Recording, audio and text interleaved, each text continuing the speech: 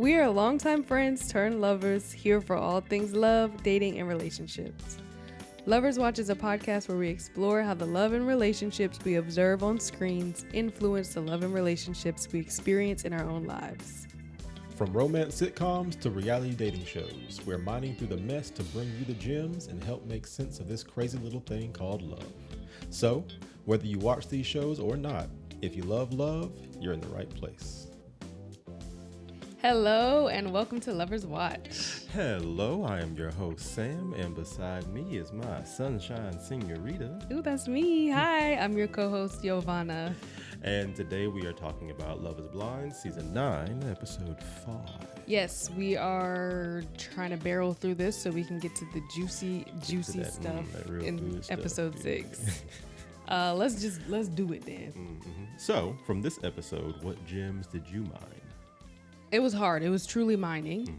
Mm-hmm. But I will say... Down there digging. The one thing that stood out to me was that these men...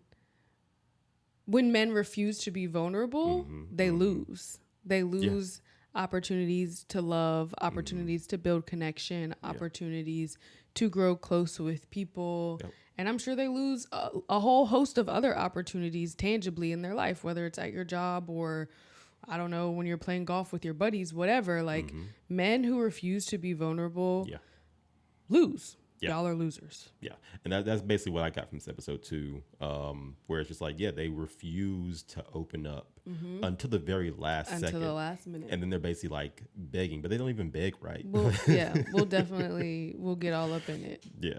We like to start off the show with a hot take. Sam, baby, what's your hot take? So my hot take is everything being a subscription is bullshit. I know plenty of people have pointed this out before. But the fact that we don't own anything anymore is and spend so much money is very upsetting. There's all the subscriptions to our, basically cable nowadays. Like we broke up cable and now we're basically just trying to do it again. It's stupid. Like I use a lot of editing things, like all the Adobe stuff. Like, back in the day you could just buy Adobe Photoshop and you'd own it, and you would own it, and then if the new version comes out, you buy the new version because it has some better stuff. True. Everything is a subscription, and it's really annoying, especially because they're not really giving you anything for the subscriptions. Like it's infuriating, and I don't know how to fix that, because we could obviously stop spending our money on things and stop buying things, but y'all don't be listening. A subscription to your local library is free. Very cliche, but also you're not wrong. So anyway, what's your hot take?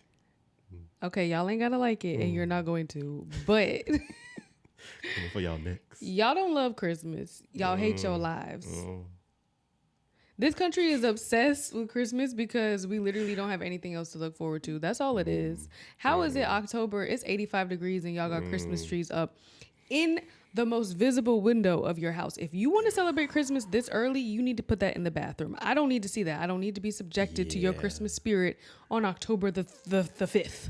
Yeah, we ain't even had the spooky day yet. And we still got a whole nother, it's crazy how we almost skip past Thanksgiving, even though it's like we definitely do things for Thanksgiving. We do the thing. It's like I said, it's because people need to have something to look forward to, and that's we have actually nothing to look forward to except for consuming things. That's all it is. Which is why they feel comfortable giving y'all subscriptions. See, we here. Ooh, full circle. We here. It's, just do better. Well, not y'all. You're in the same boat as we are. But all right. Anyway.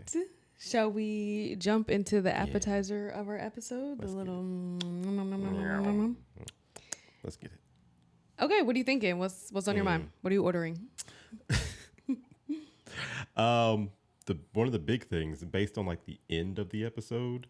The cliffhanger, dun dun dun. Yeah. So it seems like Casey actually doesn't want Patrick. Who saw that coming? Patrick. Patrick saw that coming. He definitely did. I mean, this feels like self-fulfilling prophecy almost. But anyway, as far as when they first met, it's like she made it seem like she was really into him. I think she felt like she had to play that interaction. We see their engagement, their reveal, and yeah, she didn't know what to do. No, I'm saying so. What we see is her being into it. Her body language, her voice, like we see her being into it.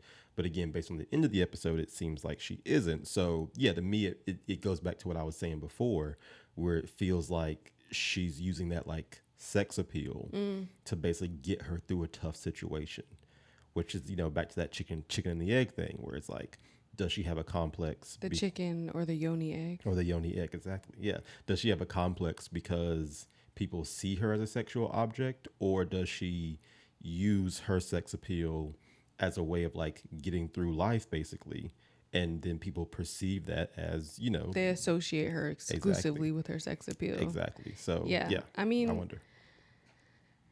So their proposal, their reveal is painfully awkward, and I wonder if that is really what turned her off from Patrick. Like, I could see a world where those doors open, she sees Patrick, she's like, I could work with that. Yeah. She's not like dripping wet, a puddle at the base of her feet, but she's like, I could work with that. And then he's just like a bumbling fool. Yeah, I mean, we don't know for sure. And yeah, and like so terribly awkward. And then she's like, oh hell no, like I can't do this. Yeah, we saw him being so awkward before, like even before the proposal. Which again, we can chalk that up to just being incredibly just nervous. nerves. Yeah, That's fine. And then of course, when you see the person for the first time, very nerve-wracking. But he just like fell apart. He just couldn't form sentences. Bro, it's just like I was nervous, but now I'm like so confident. But like now I'm nervous, bro. But you're like hot. You're like super hot. You're like super hot. Like what about me? What do you think? Yeah, like it's really dope. It's really dope, bro. But yeah, just overall, he was just a very nervous, very just like you said, a bumbling fool, basically. It wasn't attractive. It wasn't appealing. It wasn't a good first impression. It wasn't cute. And especially for this woman who is vapid and is incredibly vain. She's expressed her... I mean, he doesn't know that. We know that. She's expressed that she is very weary of her ability to love someone that she hasn't touched. I'm not sure why she came on Love is Blind. But if, with all that being considered, and then the doors open and Patrick is revealed in this state, like, I mean, honestly, I'm trying to give the man the benefit of the doubt because I know he's nervous, but my coochie would have dried up too. Yeah. It was rough. It was rough to watch. It really was. Yeah. He literally brings up being Asian during their proposal. She's looking at him. Yeah. She's looking at it's him. Like, dude, you won. You got chosen by your white woman. This is what you wanted. And you're still like, well, man, like, just me being Asian is just like, it's just like, bro, your complex is really getting in the way of you existing in this world. It's crazy. And we've seen this like sort of racial identity complex before, but I will say this is the first time we've seen people be really open about it, and it comes from a place of deep insecurity, and it's kind of cringy and it's embarrassing, but it is also like introspective in a way that we haven't seen before. True. There's a self-awareness there. And also as viewers, we're getting to experience this like human depth, this depth of humanity that we don't usually see in Love is Blind. We don't like it. But I do want to like give some credit to this person who is like putting themselves out there on a very public platform and like navigating this crippling insecurity that we're all watching and like being entertained by. I don't know. There's a level where I appreciate him being self-aware, but he's not self-aware enough to know how much it is crippling him. Right. I've never seen somebody want to be white so bad on this show. It's rough to watch. It's yikes. Yeah, bro. He's really trying to emulate what he thinks people want from him. He sounds like stereotypically whiter than white men. It's like he's living. It's like everybody else on the show. All the white men are like, "Hi, how are you doing? My name is Bill, Joe, whatever, and he's like, "Oh, Yeah, so what's bro, up, bro? Like, I'm just Patrick. yeah, bro. Like, this is really, really nice. Like, why are you? Are you from California? I don't know where he's from. It's like a white minstrel. Like he's like Almost. performing Almost. whiteness in a very, very confusing way. And it's still not getting him the love that he needs, which is like, to me, the point. That's where you look back on this and you reflect like, oh, maybe I should find a way to be myself. Maybe I should figure out what being myself is and what that means, and then find a way to do that instead of trying to be white. What he thinks, like him, what he thinks people want from him, because it's definitely not this. It's not this, Patrick. Let's see. When Mike was getting rejected by, and here we see Mike finally get rejected by Megan. Megan makes her choice. Finally, after 5 episodes of seeing her just, ugh. Anyway, Mike finally gets rejected. And it was funny because I've had this impression of him as being this, like, you know, very much I get what I want. You know, I push people. I get what I want. You know, I'm a pusher. Yeah, when I want it, I go after it. And to see him finally get shut down by Megan, and you know, start exhibiting some like actual emotions. First, it was like aggressive. It was almost aggressive and everything. And like when that happened, I know you don't know who this is, but like my inner like Darth Sidious came out. I'm just like, good, just show the world who you are. That's Darth Vader's cousin. Yes, that is Darth Vader's cousin. That's who Darth Sidious is. No, he did her crazy in like their sort of beginning conflict where they like have this moment of reassurance. He wrote her some bullshit ass 5th grade reading level letter. Yeah, here's to us, here's to our life, and it's like you're really imposing what you want on this relationship already. But anyway, he started to express his like inner rage man a little bit. But I was very surprised to see a real tear come out. I had to rewind it. Pause. Enhance. It was a real tear. He eventually got there. It took him a long time to say like, hey, let me push past the rage. Let me push past the rage. And just finally realized that like I can't do anything but express like a little bit of sadness. And I'm wondering if his sadness is about losing this opportunity with Megan or losing or just losing in general. It feels like a weird mixture of both. He feels like I showed some emotion, but in the end, he also did that shady shit he's been doing. Where he dropped seeds of doubt. He started insinuating that like, oh man, I just think you're making a big mistake. I'm not gonna say anything. And I think you're making a big mistake by not choosing me. But I think choosing Jordan. Boom, exactly. Yes. Whatever. I'm proud of fucking Megan. You're proud of Sparkle Meg. I'm not gonna call her that. I refuse to call her. But look that. at my shoes. I'm proud of our little knockoff Janet Jackson. She knew something was off about him, or rather that nothing was right. Because what were they even connecting over? Like money and fitness? Yeah, like I mean, to her point, she says, "You are someone I would choose in the real world. I would look at you and say you're successful. You want to go to Whole Foods and buy just organic." And you want to do some biohacking with me and like lay in bed under a red light, like that's who she would choose, basically. Yeah, but she ends it with him, and she chooses Jordan, and we see her like having a lot of doubt about that, but she still goes through with it. So who else? What else you been thinking about? Let's see. Well, I did the last one. You can start this one.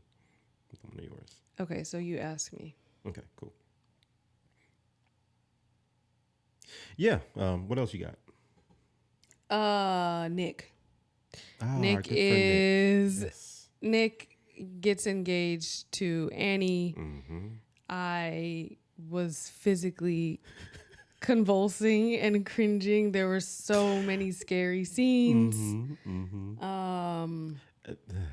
Officially the weirdest person on the show, right? He's very officially the weirdest person. I feel like there's like a little tiny, you know, in Men in Black when the guy opens up his face and there's a little alien in there piloting him, that feels like Nick. Nick feels like there's an alien just trying his best, just sitting there, just really trying, working hard to just stay normal, be human, and but pilot Nick to be just normal. be normal. Yeah, but the way he walked up to Annie, like there's a few times where like my body reacts to what these people are doing, and that was one of them.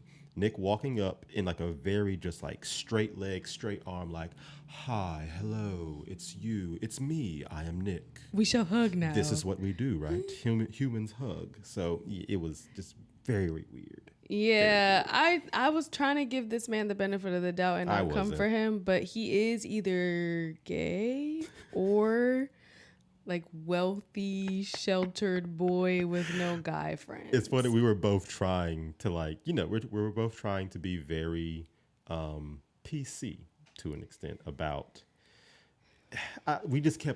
He kept exhibiting things where I'm just like, you kept being like, that man's gay, and I'm like, maybe he's effeminate, but then I saw that hug and I was like, oh. I think it's like I've seen effeminate men, and there's a confidence. There is a confidence. There's a confidence in that effeminate presentation. Exactly. They're like, this is who I am. They lean into that shit. Exactly. It's true. He seems like he is fighting with every core of his being to be like, I am a straight man. I chop wood. I drive a Jeep. Like, It's like obvious that he's like never had a male friend in his life. And the thing is, like, to your point, he might not be gay, which completely fine if you are. Live your best life and stop trying to pretend to be someone you're not. Yeah, just be gay. But if he's not, to your point, you were saying like he just seems like the most posh. Just like I've never had real interactions because I've lived in a mansion my entire life. I've never had interactions with anybody. Like his best and only friend is his mom. Or his like butler. It's his mom. Yeah. We were laughing. Like he definitely calls his mom mother. Mother. Where is the dowry, mother? Mother, shall we go to brunch? And he like, oh man, the way that like when he curses, it's like he's cursing to convince the other he's guy. Trying to convince us. No, it's like he's trying to convince boys in the locker room that he too is a fellow boy, and he doesn't give a fuck. We are so much more hardcore. He goes, he's like, I fucking respect you. I fucking respect the fuck out of you for telling me that. Yeah, once we leave here, all this bullshit and stuff. Yeah, like I'm so cool. Yeah, bro. Very, very strange, man. Yeah.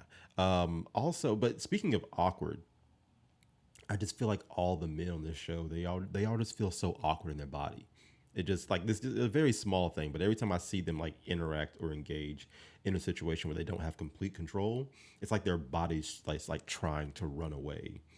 They're all incredibly strange, and it's funny though. Like when we see, it's so obvious that the men do not like Nick when he goes back to the guys' quarters. It's like so tense. And usually when a guy has just proposed, they all come and they jump on each other and they like pound their chests, whatever men do. But when Nick goes back to announce his engagement to Annie, he straight up has to apologize. He's like, oh, I'm sorry. And Brendan's in there pouting. I mean, this is the only time I will throw Nick a bone is because like Brendan himself, he got denied by Annie and he was all sad about it. Like, oh my God, I'm so sad. But it's his fault for. Listen, the point is, Nick like had to go in there and apologize, and what was obvious to me is like all of these men were rooting for Brendan. Oh yeah, they're probably thinking like, if I'm going to be on the show for the next 4 weeks, I would much rather spend my time with Brendan than with Nick, and that's incredibly obvious. And Edmund starts crying. Oh, Edmund. I haven't done this to no, bro. I just hate seeing this. I hate seeing you go through this, bro. It just hurts to look at you. All I can do when I see you, I just want to cry. It almost felt like he was roasting Brendan for being like, oh man, when I see you, I just want to cry. You just look so sad. It was so funny. Yeah. I was out here kiki laughing at that shit. Yeah. But at the same time, it really felt like it felt like Nick shouldn't have to walk in and apologize for like being happy. No, he shouldn't have to. No. I don't want him to be happy, but he shouldn't have to apologize. Exactly. Yeah, that was on Brennan. Like, go to your room, bro. I know you're sad. Go to your room. Right. It's fine. He brought the energy all the way down. Exactly. Okay, shall we talk about it? Shall we get into it? Let's get into it. What you got? Yeah, like I said earlier, we see two men, Brendan and Mike, refuse to be vulnerable, refuse to actually give these women their hearts, give them reassurance, like really be open about what they're feeling. Yeah. And it's these women are also giving them many opportunities to do so. Straight up asking to say, please tell me how you feel about me. Let me know that you're trying to choose me, basically. And they are, our kids will be on the D1 football team, or like, tell me what color door you want. What color door do you want? I already know what house you want. And to me, it's obvious that these are both two men who have leaned heavily on their, like, I don't want to call it charisma because it's not that, but like suave. Like their ability to charm a woman, their ability to. I wouldn't even call it that. I would call it, it's not suave or charisma. I would call it that they know what a woman is supposed to want from a man. And they've like leaned into like, I can give you that. I can give you the house. I can give you the kids. I can paint the door the color that you want. Sure. But even in the way that they like joke, it says it's like very much like, oh, I know what a woman wants and I'll give her what she wants. And not just tangibly, but like the kind of like that masculine prowess. Yes. Yeah. Yes. It's like arrogance that they both carry themselves with like, I don't have to do like, I don't have to get down to your level basically of like, oh, I love you. I have all these feelings. Da, da, da, da. Nah, bitch. You see, I'm smooth. You see, I got money. You see that I can charm you. What else do you want? That's it. I'm your choice. It's almost like they are engaging with these women, like they can see them. And it's funny because the men that they are in competition with are both their polar opposites. Exactly. They both view, like Mike views Jordan. And Brennan views Nick as like, you are beneath me. You're not even competition. Not my competition. Like both of them are like larger. They're like the stereotypical, like what white women say. Oh, he's like tall, dark, and handsome. You know, like they are that stereotypical build. Mike is not even cute, but okay. But he got money. He's got money. He's big. He's successful. He thinks he's cute. He thinks he's like, I got a square jaw. I drive a whatever he drive. I don't drive a Kia. To your point, it really burns them to their core. Which is funny because the underdog, well, I guess Nick isn't an underdog because he's fucking wealthy. But no one likes him. But yeah, in his socially, he's a loser. He's an underdog. And Jordan is not an underdog. He's not a loser, but he's soft. He's still, the people will look at him and code him as like, oh, you're a soft. They'd be like, oh man, you're a little sassy. The way the show is coded socially, he is, I guess, the underdog because he has a child. He's a single father. And he has a vasectomy. I mean, that's a plus in this well, situation. no, because as a man, his ability to procreate and to breed is now on the line. I mean, he already did that. But to your point, yes. With another woman, the woman that he's supposedly here to fall in love with. That is on the line. Yeah. And according to Mike, like, oh, nah, man, you don't put bumper stickers on this car. Like, talking about his tattoos. Right. Like, all of that makes him lesser. Yeah. But, the thing is, it seems like both Brennan and Mike and a lot of men move with this arrogant assumption that like just showing up and being macho is what's going to win them women. But it doesn't work here, especially with women who are more experienced and want a man that is going to choose them unequivocally. Yeah, especially considering that like most of these women are either very late 20s or like in their 30s. Like they are past this, oh, he's just cute, I can get through everything just because, he's funny. And they're not even funny. Like they are very much ill-equipped to be in this situation where they have to rely on their social skills and on presenting an image to someone strictly through their conversation that like, I am someone who is, I am someone who can actually care for you and care deeply for you. I can meet you where you're at. Basically. Yeah. And the thing is, like, even on a larger scale, right? Outside of the show, it feels like we are in a moment where what has worked for men It does not work anymore, especially like as you age and you want to date women who are also your age, which a lot of times is why men date younger women, because they have lower expectations of men, because that comes with experience. But like most women who have done some self-reflection and moved past the like, woo, everything's fun and exciting phase of their life, don't just want the cool bad guy anymore. No, like the bad boy archetype. Like that's basically what they're operating off of. It's like, I'm the bad boy archetype, but I have financial success. I'm a provider, but I'm a bad boy. Those two things are not mutually exclusive at all. They actually tend to go very well together, because the more that you're able to provide tangibly, physically, money, shelter, a large life, the worse your behavior can be. Exactly. You're buying yourself it justifies it. You're like, it's a payoff, right? Like every time I do something fucked up, I can afford to get you a gift or take you on a vacation or whatever. Like those, it's like, I know you caught me with my secretary, but here's a diamond necklace. What's the problem? Do you want to go to Cabo? Right? Like exactly. Those two things to me are very deeply intertwined. And the older you get, the more your respective dating pool is going to expect of you. Yeah, because when you start talking about like, I want to build a family, I want to like maintain a household, I want to actually feel safe, that bad boy and like that macho shit ain't got shit for you. No. So like that's where you see Megan and Annie both choose someone who's like, I'm here for you.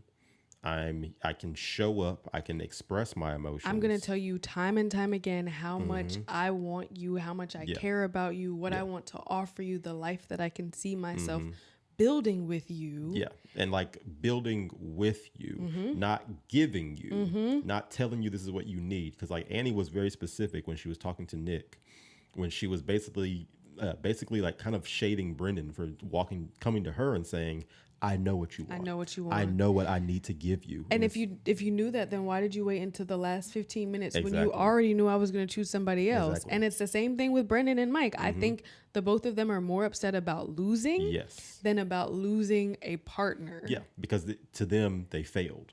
And it's a competition. It's not about actually trying to find love, which is a way a lot of people are approaching dating and being in relationships. Like, you're losing if you're being single. You're winning if you're in a relationship. The health, the viability of the relationship doesn't matter. You just have to have someone to show. You have to have someone on your arm. Exactly. And also you're losing if you're being too vulnerable, if you're being too open. Like if you feel like you're giving more than someone else, you are losing. It's a very zero-sum game that like we have molded into our society of dating. Right, but who's the fucking loser now because you look dumb? Because you look Both silly. of y'all look so dumb you want to cry at the last minute. Brendan's ass went. I swear to God, that man did not cry. He just like held his breath. Made the face. So his face would turn a little red. And then he had to put his face in his hands because he needs to act like he's emotional. And I'm sure he was mad. He was mad. He was upset. I don't think he was sad or he didn't feel lost. He felt like he lost. High key, when he see Annie at the little get together, he's gonna be like, shit, you can have her. He gonna see that bump it and be like, you know what? I'm all right. Her fucking, she be walking like Mr. Burns. Goddamn. Excellent. But it's also funny because I'm looking at Nick again as that like, not Nick, Brendan. Physically, again, he is that idea of like, you should win. And he's like walking through his tight ass polo, just walking like, oh man, think about what you're doing. You're not choosing. No, the right you think one. about what you're doing, Brendan. Why didn't you say how you felt? She was begging him.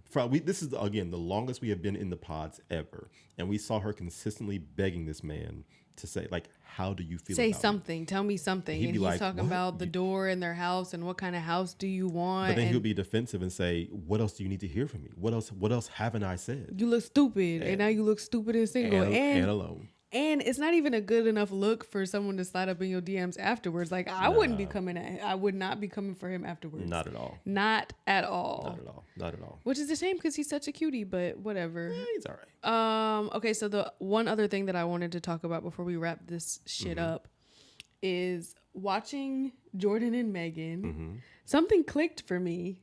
It dawned on me how jarring these reveals must be. Like I've seen 20 plus reveals, right? Yeah. But this was the first time that it really connected for me that like wow, These are it's you. strangers. I don't know you, but I know you. I know two versions of you. Like I know this person that I have talked to and connected with on like on an emotional level. And now there's this stranger standing in front of me and like I have to connect the those two things, and Yeah. there's like this lag in linking them. It's got to be so weird. Yeah, I've seen these so many times, right? And you see them like, oh, I love you or whatever, but oh like, my gosh, who are you? Wow. yeah, knowing this person intimately, but just seeing them for the first time, it reminds me of when Sammy, you and I were long distance at the beginning of our relationship, and I would go months without seeing you. Yeah. And then each time we were together, whenever you came to visit, like I would need a couple hours to warm up. Yeah. It was like this unembodied sort of abstract version of you had moved into my head and my heart.